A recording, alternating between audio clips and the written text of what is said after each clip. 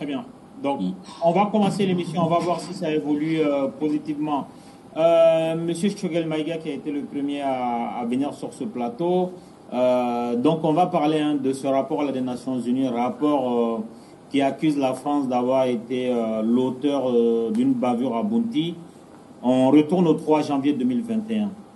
Il y a une opération militaire de la mission Barkhane au Mali et donc qui dit avoir reçu des informations sur la présence à 1 kilomètre de la ville du village de Bounti d'un rassemblement qui, selon leur analyse, est une cible militaire. Et donc, il y a des bombes qui sont larguées, il y a une vingtaine de personnes qui sont tuées. Et parmi ces vingtaines de personnes, l'enquête de la section droits de l'homme des Nations Unies dénombre exactement 19 civils qui ont été tués. D'ailleurs, au lendemain du bombardement, quand on recoupe les propos de Médecins sans frontières qui a secouru 8 personnes avec ses ambulances, quand on recoupe les propos des associations de droits de l'homme, des villageois, tout de suite on a compris qu'il s'est passé quelque chose de pas net. Et le rapport des Nations Unies a été lancé le 4 février 2021 jusqu'au 20, disons le 4 janvier jusqu'au 20 février 2021. Et ce rapport-là est très détaillé dans sa méthodologie, dans le nombre de personnes questionnées, en individuel comme en groupé, plus de 100 appels téléphoniques, des déplacements à Bamako, à Douanza, à Mopti et à Bounti, des rescapés qui ont été questionnés, la police scientifique des Nations Unies qui s'est déplacée sur place pour récupérer des échantillons et les analyser. Des photos sont disponibles dans le rapport. Le rapport fait 35 pages. Et donc, il y a les photos. Si vous êtes là, c'est que vous l'avez lu. Quand vous lisez ce rapport-là et vous regardez l'attitude de la France qui tend à contester ce rapport des Nations Unies et l'attitude des autorités maliennes sur place qui accompagnent la France avec un silence assourdissant, quelle analyse vous faites de ce rapport-là, M. Maïga? Je crois que ce rapport est à la lumière de la situation générale au Mali. Vous savez, dès le départ, ce que j'appelle le clair-obscur n'a cessé de peser sur la gestion de la question du Nord. C'est pour cela qu'aujourd'hui, moi, je ne prendrai pas le risque d'être ni le défenseur du rapport, ni le défenseur de la position des gouvernements français et maliens. Parce que, pour moi, cela n'est que la conséquence d'une situation qu'il faut regarder de plus près. Lorsqu'on regarde de plus près cette situation, ça permet de s'interroger. Et les interrogations doivent continuer. Quelle est la situation qu'il faut observer? Vous vous souviendrez qu'en 2013, c'est à la demande du gouvernement malien, dit-on, c'est ce qui nous a été dit, que l'État français a intervenu avec l'opération Serval. En son temps, les objectifs de l'opération Serval étaient clairement définis par le président de la République française, François Hollande. Ces objectifs étaient de 3. Premièrement, arrêter le déferlement des terroristes sur le sud du Mali, détruire le terrorisme et restaurer l'autorité de l'État sur l'ensemble de son territoire. Cela a été dit par François Hollande, répété par Jean-Yves Le Drian, et c'est ce qui a été rapporté aux Maliens. Mais qu'est-ce que nous avons constaté? Quelques semaines après, alors que ce que les Maliens attendaient, ce que les Maliens ont vu, la France comme pays libérateur, vous vous souviendrez de l'accueil festif et historique qui a été réservé à François Hollande au Mali en février 2013. Cet esprit a été respecté à Konna, à Gao, à Tombouctou. À partir de Kidal, on est tombé dans ce que j'appelle le clair-obscur. C'est-à-dire qu'il y a les engagements pris vis-à-vis de l'État et du peuple malien. Il y a ce que les militaires français ont fait à Kidal. Qu'est-ce qui s'est passé à Kidal? Au moment où on disait que l'objectif de l'opération Serval, c'était de libérer le Mali. Au même moment, l'État français, j'allais dire les militaires, parce qu'il semblerait que les diplomates en cette période ont été mis entre parenthèses. Parce que vous vous souviendrez que l'ambassadeur qui était ici, Christian Rouillet, lorsqu'il a émis des réserves sur la représentativité du MNLA, il a été purement et simplement congédié. Et on a envoyé à sa place un officier de renseignement, Gilles Huberson, que le MNLA considérait comme son mentor, qui était chargé de liaison entre les MNLA et les services spéciaux français. C'est lui qui est devenu ici ambassadeur. Et à partir de ce moment, qu'est-ce qu'on a fait? On a recyclé les cadres de haut niveau d'Ansardine, le numéro 2 d'Ansardine et le numéro 3 ont été recyclés pour former le HCUA. Le MNLA, qui n'était plus ni une force politique, parce qu'elle était discréditée, elle n'a jamais été représentative de la communauté Touareg, ni une force militaire, elle a été chassée proprement du Mali par le Moujao, ni une force morale, parce qu'elle s'est compromise totalement dans une alliance stratégique qui a été signée avec les terroristes. Donc cette organisation a été ramenée à partir de Ouagadougou dans les fourgons de Serval. Et les deux organisations mises ensemble ont constitué ce qu'on appelait la SEMA, auquel la France a remis Kidal. Tous les problèmes sont partis. J'ai toujours dit que c'est la mère des fautes est partie de là. Deuxièmement, lorsque malgré tout, l'État malien, dont la direction, je dis, n'avait pas d'épaisseur, ni de profondeur, ni d'objectif stratégique, s'est embourbé à Kidal, on a vu que l'accord pour la paix et la réconciliation nationale a été signé. À la suite de la signature de cet accord, ou avant, le Conseil de sécurité, dans sa résolution 2100 d'avril 2013, a mis en place la MINUSMA. La MINUSMA, au départ, avait un objectif très clair, mais qui a été détourné plus tard. Pour vous en convaincre, je vous donne quelques extraits de la résolution 2100 du 25 avril 2013, qui dit exactement que l'objectif de la MINUSMA, c'est que le terrorisme ne peut être vaincu qu'à la faveur d'une démarche suivie et globale, fondée sur la participation et la collaboration active de l'ensemble des États et organisations régionaux et internationaux pour contrer, tenez bien, affaiblir, isoler la menace terroriste. Ensuite, qui doit aboutir à une réduction significative de la capacité des terroristes à présenter une menace pour les populations civiles et le personnel international aux abords immédiats et à l'intérieur de la zone de responsabilité envisagée par la MINUSMA. Et la même résolution dit que la MINUSMA doit user de tous les moyens nécessaires pour s'acquitter de son mandat. Il n'y a pas un mandat plus robuste que ça. User de tous les moyens nécessaires avec l'autorisation du Conseil de sécurité. On vient nous dire après, dès que l'accord dit d'Alger a été signé, on est venu dire aux Maliens, exactement le 20 juin 2015, autrement dit, l'addendum à l'accord du 15 juin que la SEMA avait refusé de signer, l'addendum qui a été ajouté que les Maliens n'ont jamais vu, c'est récemment qu'on a vu dans les réseaux. Donc c'est à partir du 20 juin qu'il y a eu la signature, il y a eu la résolution 22-27 du 27 juin 2015. En réalité, c'est à partir de cette résolution, prise à la suite de la signature de l'accord pour la paix et la réconciliation, que tout a commencé à dérailler. Car malgré la déliquescence continue de l'État malien, malgré le double jeu avéré et la fraude des mouvements séparatistes, on a continué à faire croire que c'est dans l'application de l'accord que se trouvent les solutions aux problèmes.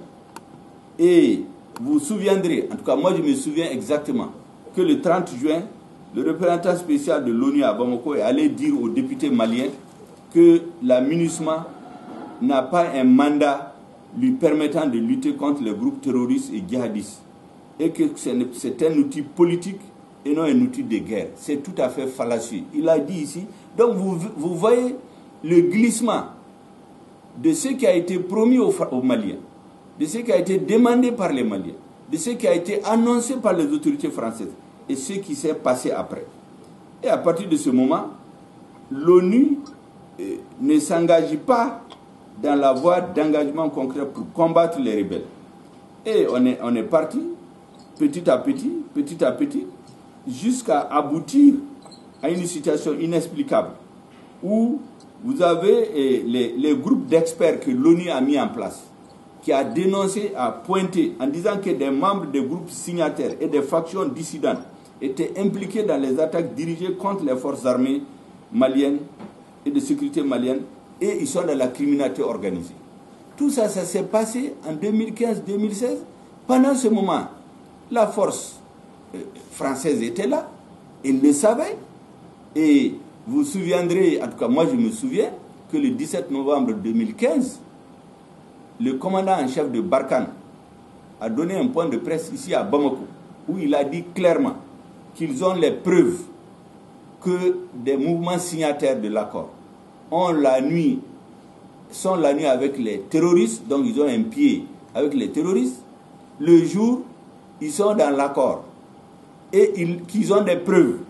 Mais lorsque vous avez tout ça, mais il faut mettre les holà. Mais la réalité, c'est que le double jeu a continué. La situation a continué à se dégrader. Les mouvements qui étaient totalement affaiblis, discrédités, ont eu le temps de se réorganiser avec la complicité passive des forces qui sont censées venir aider le peuple malien. Et c'est la conséquence de ça que nous vivons. C'est pourquoi souvent les Maliens sortent pour en vouloir à la France, ils font des manifestations anti-françaises. J'ai dit non, le peuple français n'est pas foutif. La preuve, l'ambassadeur avec qui nous débattons aujourd'hui fait partie des Français qui disent la vérité, quoi qu'il leur en coûte. Il explique qu'il y a eu des erreurs, parce qu'en vérité, on n'a jamais voulu du jeu démocratique. L'argumentaire qui a été servi pour résoudre le problème de la crise du Nord est fallacieux. Et quand vous faites un mauvais diagnostic, vous ne pouvez pas prescrire un bon médicament. C'est la conséquence de tout ça que nous vivons à Bounti. Donc Bounti, aujourd'hui, la question qui se pose, est-ce qu'à partir de Bounti, on peut rentrer dans la clarification, prendre des décisions importantes et que la France, la communauté internationale, l'État malien parlent le même langage que le peuple malien comprend. Parce que les trois acteurs, l'État malien, la communauté internationale, les mouvements signataires, aucun de ces acteurs ne joue le vrai jeu. Tous jouent un jeu qui est différent du discours qui est servi aux Maliens. C'est ce qui explique cette amertume, c'est ce qui explique cette colère qui fait que les gens ne croient plus ni à l'amunissement, ni à la France, ni même à leur gouvernement. Et donc pour moi, la question, je termine par la question qui doit être posée aujourd'hui. Quelles leçons devons-nous tirer de ce qui est arrivé à Bounti? Sinon, l'amunissement a fait son rapport, la France dément, le gouvernement malien défend, les ONG, chacun va parler de son côté. Et pourquoi on ne ferait pas une équipe de juges nationaux et internationaux pour faire des enquêtes beaucoup plus approfondies, pour qu'on sache à quoi s'en tenir? Voilà ce que je voudrais dire. La mère des fautes que nous payons aujourd'hui, c'est la sanctuarisation de Kidal. C'est la protection des mouvements minoritaires qui n'ont pas été désarmés. Parce que vous vous souviendrez que dans l'accord de Ouagadougou, préliminaire à l'élection de Ibeka, il y avait 3 engagements. L'élection du président de la République, le désarmement et le cantonnement des mouvements armés et la négociation d'un accord 60 jours après. Tout cela a été mis à côté. Voilà ce que nous payons aujourd'hui. Parce qu'on avait un gouvernement, je termine par ça, qui manquait des capacités d'analyse, des capacités stratégiques, avec des compétences qui sont nécessaires pour restaurer l'autorité de l'État. On a passé le temps à faire la prime à la violence, à faire des amnisties, à voter des lois, et il s'est créé une nomenclature aujourd'hui qui vit de la perpétuation de la rébellion et du malheur des Maliens. Voilà ce que je peux dire en introduction de ce débat. Merci, merci M. Maïga. Il y a Nicolas Normand qui est en ligne. Très bien. On va, ça fait un moment que M. le ministre n'a pas parlé, on va le faire réagir. Voilà, non mais il n'y a pas de problème.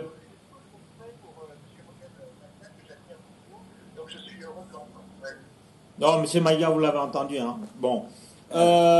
Monsieur Maïga, il y a les Nations Unies quand même qui ont... La France, elle est officiellement au Mali sous mandat des Nations Unies. Il y a des résolutions. Ça n'a jamais été contesté jusque-là. Même le régime de sanctions dont vous parlez, qui s'abat sur certains signataires, qui s'adonnent encore à des activités terroristes, ça n'a jamais été démenti par la France. Et là, il y a un rapport qui a été fait quand même sur une période. Il y a une vingtaine de personnes qui se sont déplacées au Mali, qui ont méthodologiquement travaillé. On ne peut pas mettre en doute cette méthode. Et le fait que c'est contesté de cette manière par la diplomatie française ou même par la ministre des Armées, Florence Parly, et le fait qu'il n'y ait pas de remords, l'affaire elle a eu lieu en janvier, le 3 janvier. On est aujourd'hui presque au 3 avril. On parle de civils qui ont été tués. Leurs familles sont identifiées. Des rescapés ont été entendus par les enquêteurs des Nations Unies. Et donc là, on ne peut pas émettre de doute sur le fait qu'il y a au moins un civil qui a été tué. Médecins sans frontières n'est pas une fabrication malienne. Et Médecins sans frontières est allé secourir des gens. Si ces gens sont des terroristes, dans ce cas, il faut questionner Médecins sans frontières, qui apporte maintenant son aide logistique et médicale à des terroristes. Et donc, est-ce que ce n'est pas inquiétant, monsieur le ministre, que la France elle-même qui est partie se positionne comme un juge pour émettre un doute sur les conclusions d'une enquête des Nations Unies? Les Nations Unies, ce n'est pas n'importe quoi. Et d'ailleurs, ce sont les Nations Unies qui ont donné mandat à la France d'être au Mali. Et donc, est-ce qu'il ne faut pas, chercher plus loin dans cette attitude de la France-là de contester quelque chose qui est établi par des faits? Quand vous lisez le rapport, il y a des faits dedans, monsieur le ministre. Vous savez, il ne faudrait pas que l'arbre cache la forêt. Le fond du problème, c'est qu'on risque d'être distrait au Mali par le débat sur Bounty. Bounty n'est qu'un élément indicateur de l'échec de toute la démarche depuis 2015. Je venais de vous dire les objectifs initiaux, officiels, annoncés de l'intervention de la France et de l'intervention étrangère. C'était détruire le terrorisme, restaurer l'intégrité et la souveraineté de l'État malien. 2013. 2021, 8 ans après, le terrorisme n'est plus à Kidal, le terrorisme est au port de Bamako. Le terrorisme n'est plus à Menaka ni à Gao, mais à Bounty. Jugez vous-même. L'intégrité du territoire n'est pas restaurée aujourd'hui. Le drapeau du Mali n'est pas à Kidal. Donc, une politique, elle ne vaut que par ses résultats. Lorsque, 8 ans après la signature de l'accord, on constate que la situation se dégrade de jour en jour. Mais il faut s'arrêter à un moment donné et puis s'interroger. Mais la communauté internationale, avec la France en tête, continue de dire application, application, application de l'accord. Les Maliens, dans leur grande majorité, avaient accepté cet accord. Une frange des Maliens l'avait rejeté dès le départ. Mais tout le monde s'était en quelque sorte résigné dans l'espoir que l'accord va ramener la paix. On constate aujourd'hui que malgré l'application entre guillemets de l'accord, la situation se dégrade, le terrorisme progresse, l'intégrité du territoire malien n'est pas rétablie. C'est comme un malade auquel vous prescrivez un médicament pour 2 semaines. Dans le cas d'espèce, l'accord était prévu pour 2 ans. 5-6 semaines après, vous vous rendez compte que non seulement sa situation s'est dégradée, mais il y a d'autres métastases dans son corps. Mais il faut s'interroger. Est-ce qu'il faut continuer? Il faut s'arrêter un moment pour dire il faut qu'on change le fusil d'épaule. Moi, je pense Monsieur Maïga, excusez-moi, ça c'est une globalité. Oui, en fait, il y a un village qui s'appelle Bounty. Des civils sont morts et il n'y a pas de remords, ni du côté français, ni du côté malien. Mais vous savez, Bounty, ça fait mal parce que ça a été surmédiatisé. Mais tous les jours, il y a des morts comme à Bounty. Tous les jours. On n'en parle pas seulement parce que Bounty, les Nations Unies se sont intéressées, Médecins sans frontières. Mais l'amunissement et la France, ils ne parlaient pas des langages différents jusqu'ici. Pourtant, les Maliens continuent de mourir. C'est pourquoi moi, je ne veux pas tomber dans cette polémique-là où on va nous distraire. L'amunissement et la France ne sont pas d'accord. Et on va croire que c'est dans cette contradiction qu'on trouve la solution. Moi, je continue à dire qu'il appartient au gouvernement de la République du Mali, qui a vocation à procéder à défendre les citoyens, à les sécuriser, de dire la vérité aux Maliens. Un. Deuxièmement, pourquoi aujourd'hui on ne mettrait pas une commission d'enquête? Certainement vous me direz que la MINUSMA c'est une commission déjà internationale. Mais aujourd'hui, on peut mettre une commission composée de l'État malien, de la France, des représentants des victimes, pour faire une contre-expertise avec des juges spécialisés, maliens ou étrangers. Ça permettra peut-être de savoir ce qui s'est passé à Bounti, mais même quand on le saura, ça ne règle pas le problème. Il faut changer de politique. Je continue de le dire, il faut que la France change de politique. Il faut que l'État malien change de politique. Il faut que la communauté internationale change de politique. Parce que la politique a emprunté jusqu'ici. Elle n'a pas donné de résultats. Je ne sais pas pourquoi on persiste là-dedans. Voilà ce que je voudrais dire à ce stade-là. Que Bounti ne soit pas l'arbre qui cache la forêt.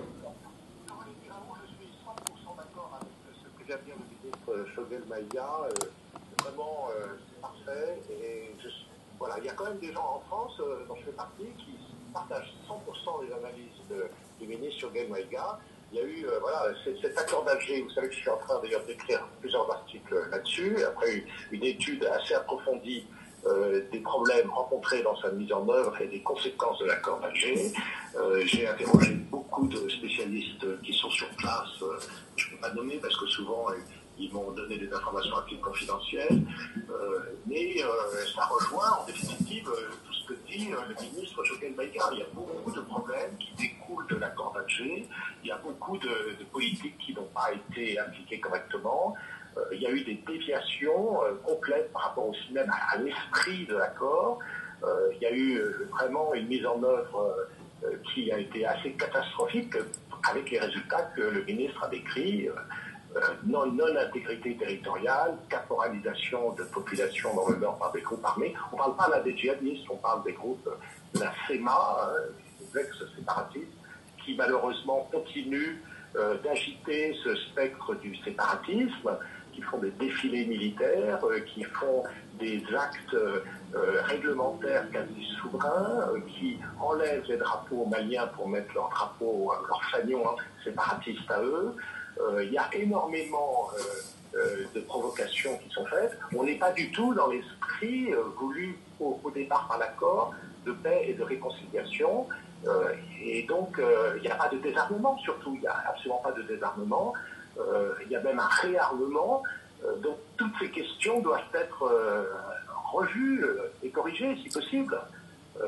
J'espère que le gouvernement malien le fait. J'ai vu qu'il a mis en place tout récemment un comité d'orientation stratégique, justement pour donner un peu plus de cohérence et de transparence et de transversalité à son action, parce qu'il faut reconnaître que du temps du président Ibeka, c'était géré d'une façon assez invraisemblable, cet accord d'Alger. Voilà, alors j'en dis pas plus. Mais...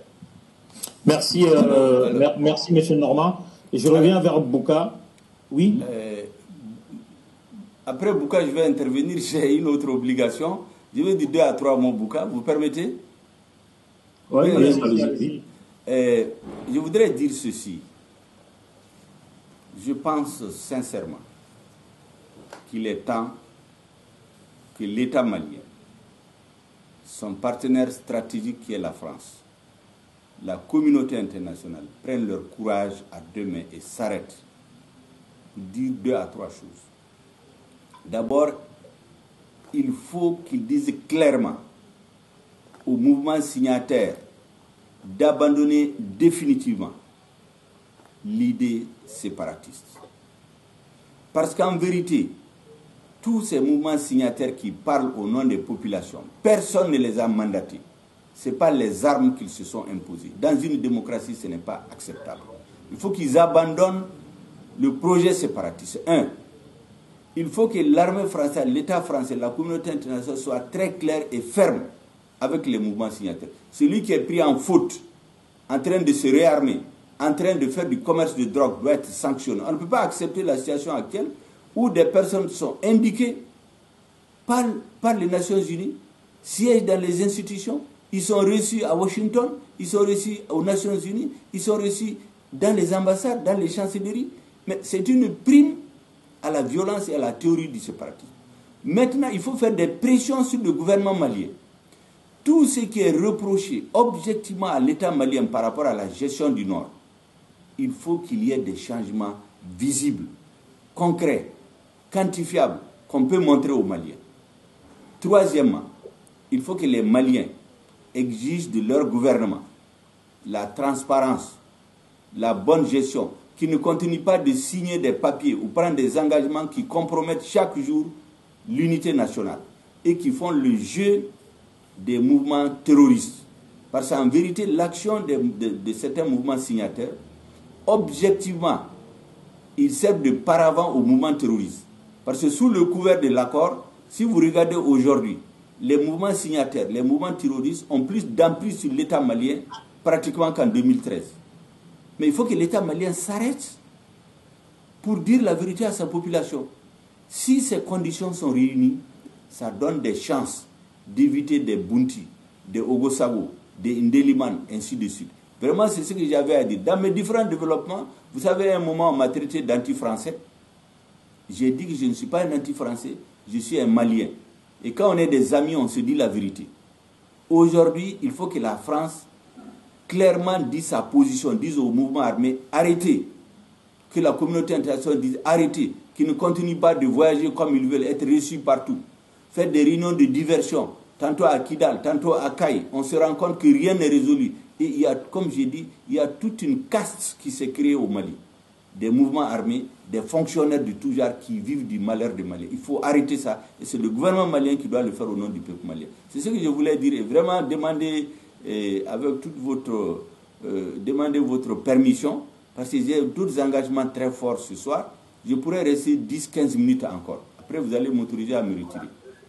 Je voudrais juste dire un mot, 100% d'accord avec ce qu'a dit le ministre Choguel Maïga. Il faut rappeler que la France ne fait pas partie de la médiation internationale et que cette médiation internationale est présidée par l'Algérie. Donc c'est aussi à l'Algérie quand même de rappeler à l'ordre la CEMA et les mouvements signataires, avec leur connivence avec les djihadistes, puisqu'on sait qu'il y a des connivences entre certains mouvements signataires et les djihadistes, et alors même que l'accord prévoit que la CEMA et que les groupes signataires doivent combattre les djihadistes. Or, ils refusent de les combattre. Ça leur a été demandé déjà de les combattre. Ils refusent de les combattre. Il y a une connivence. Donc même les clauses qui ne les intéressent pas dans l'accord, ils ne les appliquent pas. Donc ils se plaignent que l'accord ne serait pas appliqué, mais eux-mêmes ne l'appliquent pas. Donc voilà, alors il faut, la France a sa responsabilité, mais elle ne fait pas partie de la médiation internationale, c'est pas elle. Ouais, bien, monsieur Normand. Il faut aussi des événements. Monsieur Normand. Monsieur Normand, on va laisser Bouganiaré réagir quand même. Non, juste cette partie, hein, parce que lorsque monsieur Normand dit que la France n'est pas dans la médiation, j'ai un doute parce que l'Union européenne est dans la médiation, c'est plus que la France. On peut dire... Pas la France, ouais. Justement, mais la France participe dans la médiation à travers l'Union européenne quand même. Donc on peut... Non, parce que l'ambassadeur de l'Union européenne, il parle au nom d'un seul pays, il parle oui, au nom de la France. Hein. Oui, mais... Qui a ramené l'Union européenne au Mali? D'accord, mais vous savez, monsieur Normand, dans la pratique, monsieur Normand, est-ce que... Mais oui, monsieur Normand, quand Jean-Yves Le Drian avait rappelé à l'ordre... Jean-Yves Le Drian avait rappelé à l'ordre Ibrahim Boubacar Keïta. Florence Parly... Il l'a fait au nom du Conseil de sécurité, mais c'est bizarre quand même, hein. Soit c'est la France, en fait c'est jamais la France, c'est l'Europe. Mais vous savez, s'il vous plaît, vous savez... Jean-Yves Le Drian n'est pas représentant de...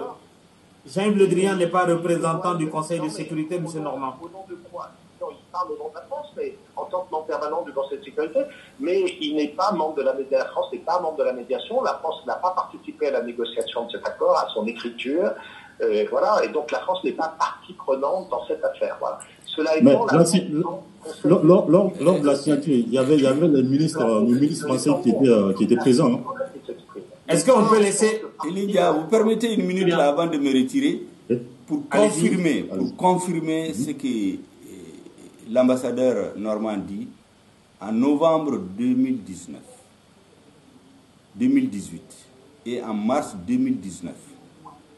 Beaucoup de Maliens ne le savent pas, mais à l'initiative d'un certain nombre de ressortissants du Nord, il y a une réunion autour de Ibeka pour mettre un plan, un front contre le terrorisme.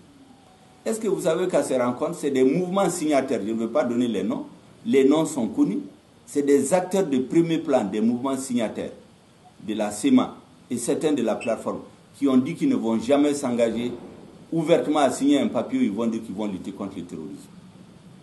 Tout le monde le sait. Absolument. Ça, c'est... Absolument. Deuxièmement, je suis d'accord que l'Algérie doit être interpellée.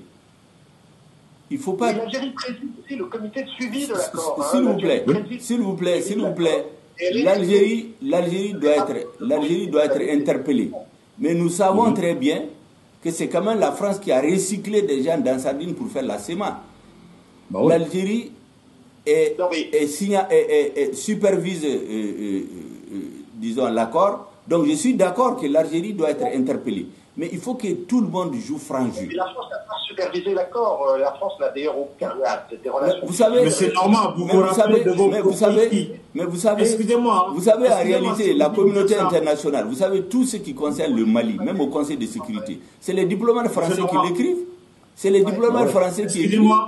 Tout ce qui est fait pour le compte du Mali en France, au niveau de la communauté internationale, c'est les diplomates français qui l'écrivent. C'est la France qui impulse, qui initie, qui soutient. C'est de là sa responsabilité. L'amunissement, elle est là au nom de la communauté internationale, mais depuis sa création, le chef d'état-major militaire de l'amunissement, mais c'est un Français. Tous les postes stratégiques de l'amunissement, les postes sensibles, les postes critiques, sont détenus par des Français. Donc on ne peut pas, d'un revers de la main, enlever la responsabilité de la France. Mais ce que je dis, c'est une erreur de croire que tout est la France. On a la responsabilité de notre gouvernement, on a la responsabilité des mouvements signataires, on a la responsabilité de l'Algérie, on a la responsabilité de certains pays. Voilà ce que je voulais dire. Voilà, en fait, il y a M. Maïga qui va bientôt partir. Vous savez, comme ça, vous resterez avec nous. Deux choses. M. Maïga, ma question, je n'ai pas posé ma question encore. Je voulais dire quelque chose. Je n'ai pas posé ma question. Ma question, c'est... Oui. Voilà, comme ça, vous ferez un tir groupé, un tir amical, hein, pas militaire. C'est pas comme Abouti. Avec cette attitude-là de... Oui. Je ne ferai pas comme Abouti. On s'entend très bien.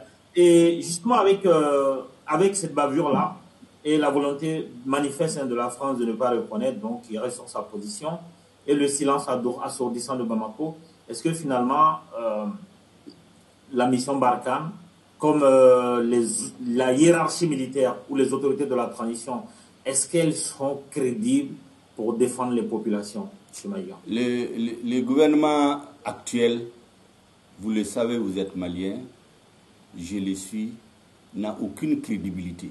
Vous sortez dans les rues de Bamako, 95% de la population qui avait écrit avec soulagement le changement vous dit aujourd'hui que le pays est bloqué. Donc il n'a pas les capacités de le faire, il n'a pas la légitimité, il n'a pas l'expertise. Il a le déficit de légitimité et d'expertise, c'est criard. Ce que je voulais dire, c'est que vous savez, il est important pour qu'on sorte de la situation que les objectifs stratégiques de la France, de la communauté internationale, de l'État malien soient clairement définis et dits aux Maliens. Je vous avais dit qu'en 2013, l'objectif stratégique qui avait été annoncé, détruire le terrorisme, restaurer l'intégrité du territoire. 0.0. Maintenant, je vais vous dire quelque chose. Il y a des journalistes d'investigation français qui ont dit qu'en 2016, le commandant de Barkhane est allé à la base de Faye-Largeau pour faire une revue des troupes de Barkhane. Et il a dit là-bas une phrase qui doit donner à réfléchir. Ce n'est pas moi qui le dis, c'est les journalistes d'investigation français. Il dit à ses soldats, nous sommes venus ici il y a 100 ans. On nous a renvoyés d'ici il y a 60 ans. Nous sommes revenus maintenant, c'est pour 100 ans. Quand vous rapprochez ces déclarations avec la situation générale, on ne peut pas ne pas s'interroger sur les objectifs stratégiques de la France et de la communauté internationale. Deuxièmement, notre gouvernement, qui doit avoir comme tous les États, son principal outil d'exercice de sa souveraineté, c'est son armée, a 5 déficits qui, tant qu'ils ne sont pas comblés, on ne bougera pas d'un iota, sinon on va reculer. Notre armée, aujourd'hui, souffre d'un déficit de commandement. Je vous avais dit que ces dernières années, on a changé de chef d'état-major de ministre de la Défense 6 fois en 5 ans. Déficit d'équipement pour un pays aussi vaste que le Mali. Aussi longtemps qu'on n'aura pas la suprématie dans les airs, on ne gagnera pas la guerre. Troisièmement, un déficit de coordination entre nos troupes elles-mêmes et entre nos troupes et les troupes étrangères. Vous vous rappelez des attaques de Ndeliman, où récemment, 7 heures, 8 heures, 12 heures de temps, des soldats ne sont pas secourus, comme ce qui s'est passé récemment vers Tissit, où on n'a pas besoin d'être un militaire, de faire les grandes écoles de guerre pour savoir que quand les soldats vont dans une zone dangereuse comme ça, ils devaient avoir la couverture aérienne. On a vu lorsque la fameuse armée est reconstituée, lorsqu'elle a quitté Gao en 2020 pour aller à Kidal, elle a eu la couverture aérienne de l'aménagement de Gao à Kidal. On envoie des gens à la boucherie comme ça. Il n'y a pas d'équipement, il n'y a pas de coordination. Et enfin, le plus difficile, quelle est la stratégie de libération du pays? Il n'y a pas de stratégie. On ne connaît pas l'objectif stratégique de l'État malien, de l'armée malienne. Ces questions, tant qu'on ne les aura pas résolues, on va se retrouver dans des situations comme en Ndeliman, où l'aménagement finance un camp, disons, Barkhane finance un camp, l'aménagement le construit, les spécialistes, les soldats qu'on a envoyés, c'est les soldats qui ont été formés par la communauté internationale. On oublie de faire un forage. Les soldats sortent pour aller chercher de l'eau. On profite pour les tuer, on prend les véhicules, on vient rentrer dans le camp, on les fait sauter. Est-ce qu'on a besoin de faire des ingénieurs des grandes écoles pour savoir que quand vous faites un camp militaire, le premier besoin de l'homme dans le désert, c'est de l'eau?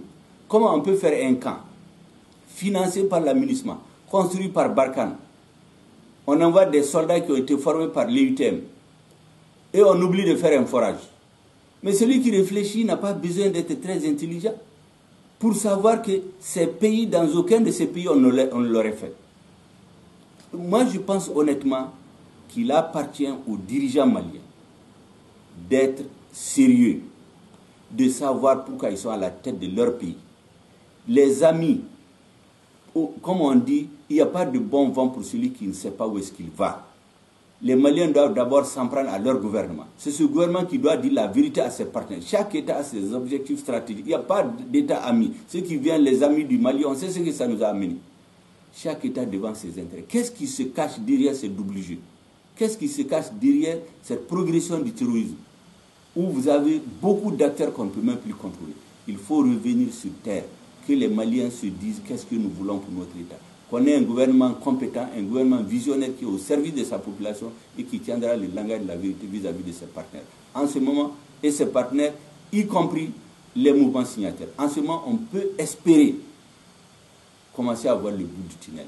En ce moment, les amis vont jouer franc jeu. Quand vous avez un gouvernement qui ne sait pas où est-ce qu'il va, les autres pays vont le balloter, ils vont l'amener là où ils veulent. Les populations amères, j'allais dire même aigries, vont s'en prendre à des citoyens français, des citoyens européens, alors que ceux-ci n'ont rien à voir parce qu'eux-mêmes ils sont victimes.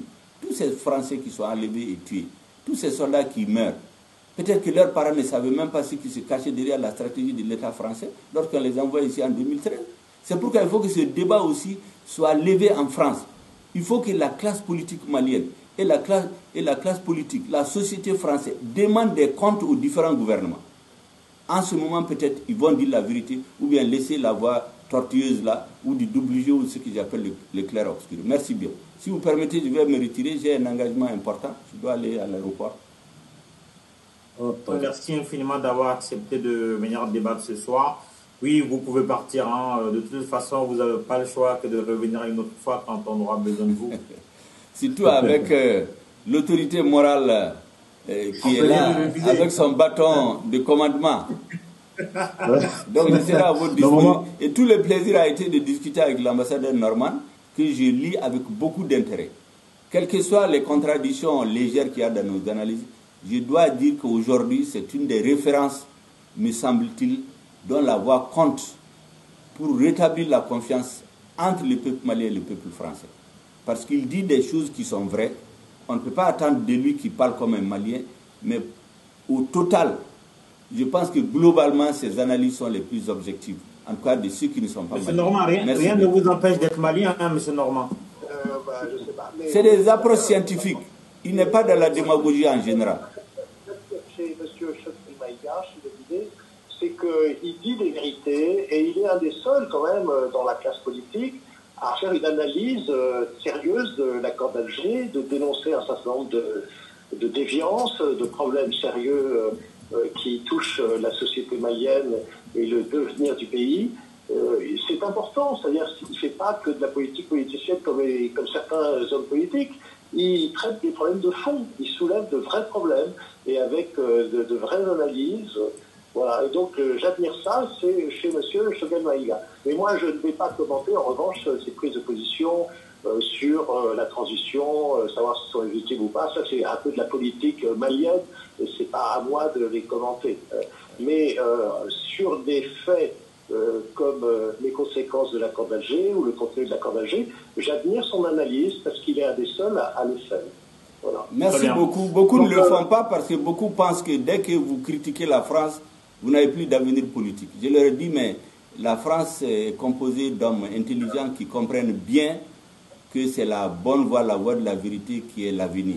Et deuxièmement, ça ne sert à rien de devenir président ou premier ministre dans un pays si c'est pour après conduire son pays à l'abîme. C'est pourquoi moi j'ai choisi la voie de la vérité et je suis convaincu que sur le long terme, c'est ça qui va payer. Parce que les Maliens ont besoin de ça, les Français ont besoin de ça, la majorité, même de la classe politique des deux côtés a besoin de ça. Il suffit qu'elle cherche à comprendre. Merci beaucoup. Merci. Merci beaucoup, M. Choguel. Et M. Nicolas Normand, on revient à vous. Justement... Oui, je voudrais réagir un peu à ce qu'a dit M.